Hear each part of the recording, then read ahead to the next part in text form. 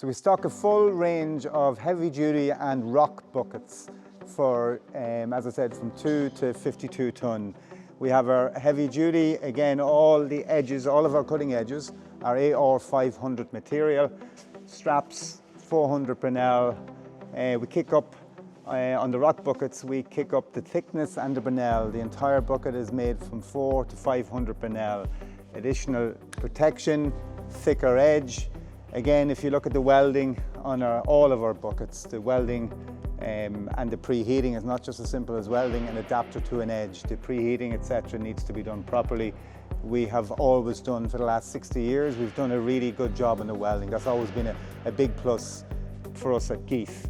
Good example again, as we highlighted earlier on the ear welding, we overlay the ear onto a double foundation. So you've got your top section and your bottom. So you have a double foundation here with the ear finishing on that really, really strong end point. We dress the weld properly.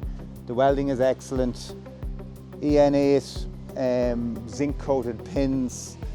Again, heavy duty, all with straps.